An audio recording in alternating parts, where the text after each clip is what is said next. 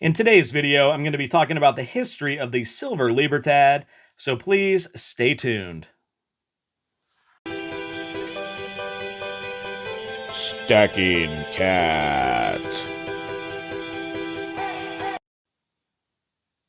Hello everyone, and welcome to the Stacking Kat channel, where I talk all things silver with a little bit of gold, and thank you all for watching. And if you could please subscribe, smash that like button, and share this video, that would be awesome. Okay, so as you see in front of you, I have some Silver Libertads that are distributed and put out by, and is the official bullion coin of the country of Mexico. And full disclosure, the Mexican Silver Libertad is my favorite 1-ounce silver bullion coin. There's a lot of love for this coin in the silver stacking community here on YouTube and beyond. Love the Silver Libertad, and I'm looking forward to that 2020 release. When will it come out? I did a little reading, and it looks like maybe in November of 2020 here. Early November, I'm hoping. It's just a possibility and speculation at this point, but we will see exactly if that's going to be the case. It'll look exactly like this third generation that I have out in front of you guys, so really looking forward to that. So let's get into exactly what the Silver Libertad is then.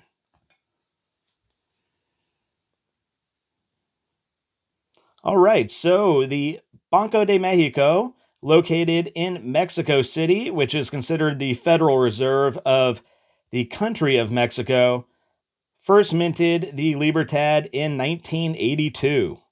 And this was in response, or kind of as a way to put themselves in the game when it came to bullion.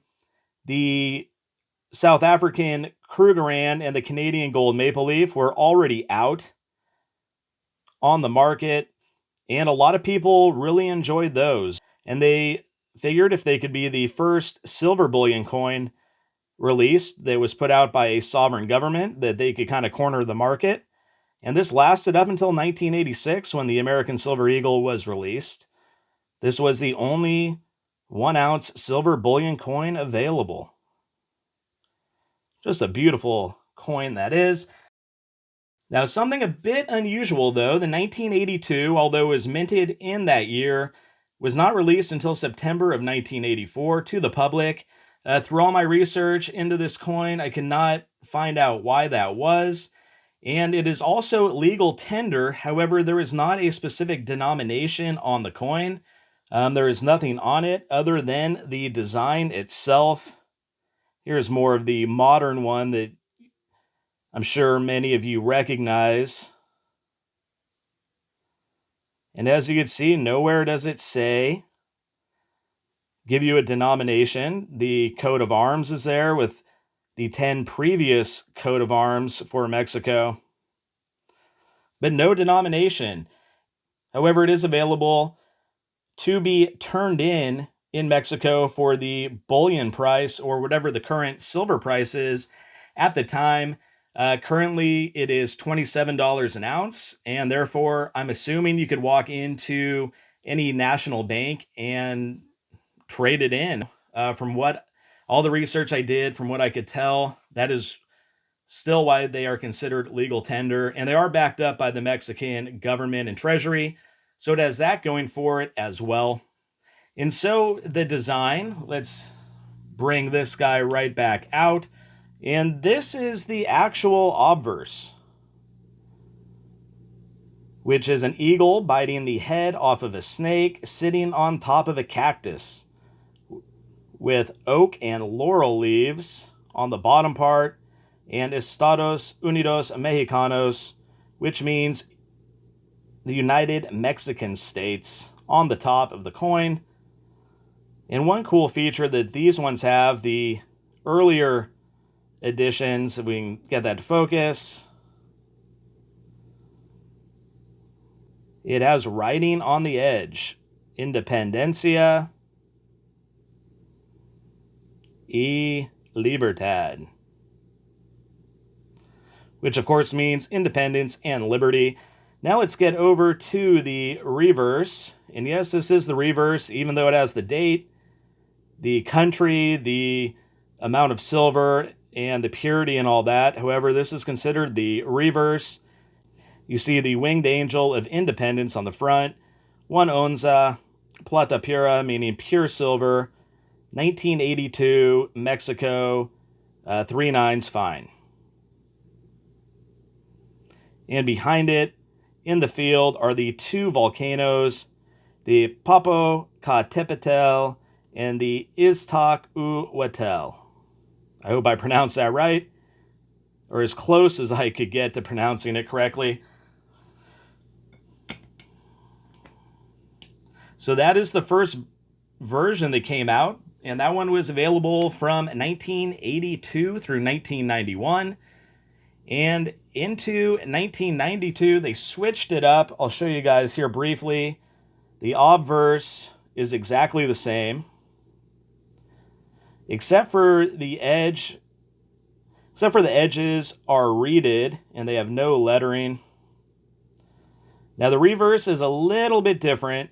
As you can see, it says 1 onza with the O and the Z in capital letters, or at least projected, kind of giving the impression or the universal symbol of 1 ounce. The plata pura has a different font. The year and the purity, small differences, as well as the volcanoes in the background. Nothing too different about them other than that. Sorry, I got a nice little glare from my light there. So that one was only out from 92 until 95 and is actually quite rare. If you could, that's a 94. I think I got it in a random Libertad offer through Monument Metals. It might have been APMEX. It was a while back. And to send a 94, I was pretty excited about that, as there was only a little over 400,000 minted that year. And of course, the current iteration, like I mentioned earlier, the Obverse, you have the Mexican coat of arms with the eagle biting the head off the snake. However, that is smaller and in the middle with 10 previous iterations of the Mexican coat of arms, all different, but all similar. And the winged angel of independence, a little bit different there. A little grander design with the volcanoes in the background. Of course, the lettering around the rim is a little bit different as well, although it says the same exact things. This is a 2014, which is actually a key date. I found at a coin show, and the guy gave me a pretty good deal. He only let me buy 3 of them, I think for like 3 over at the time. I paid like 20 bucks each, and anything over 3, he was going to charge me double melt. So I said, "Oh, let's take 3, my friend." And it ended up working out pretty good. But that is a key date. The mintage is only in the high 400,000s for that one. And as a matter of fact, I will bring the mintages up now for the various years. As you can see, the first few years, a little over 1 million. And it peaked in 1985 at 2 million. 87 at a real low mintage. And then when the new generation kicked in, the first couple of years were pretty high. Then the 94, as you see, only 400,000. Really low in the late 90s, so on and so forth. And up through 2019, only 402,000. 2018, only 300,000. I have won a piece of those, and I cannot wait for these things to come out. The 2020s, that is. Really looking forward to it. Probably my most anticipated 2020 silver bullion coin at this time, 1 ounce version. That's really what I stick to, are the 1 ouncers. And so how did they get this design? The Mexican coat of arms was initially put on the 1921 gold centenarios, as well as the Quatermarks. And I have a Quatermark right here. This is a 1947. A little bit different, but the coat of arms is the same. The lettering, the Estados Unidos Mexicanos, a little different. It has that same edge to it. Of course, this is the Quatermark, if you guys were all wondering. I know many of you have seen it on the Aztec round that the Golden State Mint puts out. They paid tribute with a rendition of Quatermark on those. So they came out with that one. And so the coat of arms, the whole image, is derived from Aztec lore and mythology in how Mexico City, or what is now Mexico City, was discovered and chosen. And as the ancient lore will tell you, they saw an eagle actually biting the head off a snake, sitting on a cactus, and that's how they decided to build this great city, which is now Mexico City. And that's how the coat of arms came about. So really nice how they pay tribute to that.